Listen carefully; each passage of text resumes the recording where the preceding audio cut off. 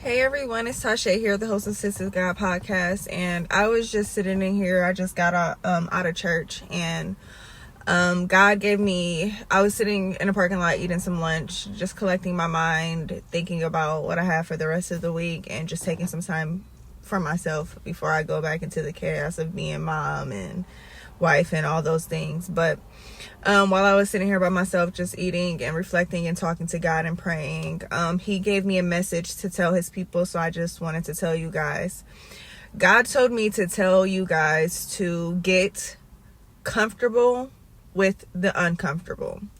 There has been some people that have been praying to God for certain things, and he keeps shifting your situation, and he keeps throwing things in there at you to answer certain prayers. And as soon as things start getting a little rocky, you get a little fragile, you get a little scared, you get a little hesitant, you pull back a little bit, and some of you even backslide a little bit. And he just told me to tell you, in order to get to where he needs you to be, you have to get comfortable with being uncomfortable. That means it might not feel good. That means you might have to sacrifice a little bit. That means you might have slower seasons. You might have to sit in some stuff, some emotions and feelings and other things like that. But it is going to be uncomfortable. But what does God promise us in his word? We have to keep reminding ourselves what God promises us.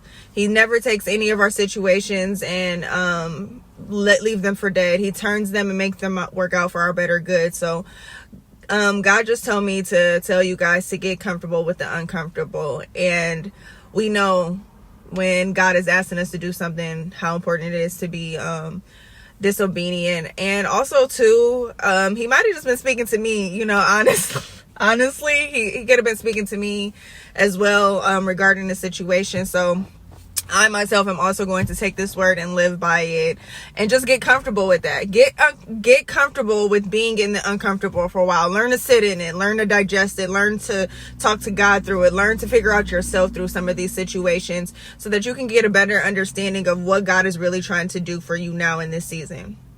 All right, well, I am going to get back to my quiet time with God, and I hope this message touches some of you, and I hope that we can get comfortable with being in the uncomfortable together.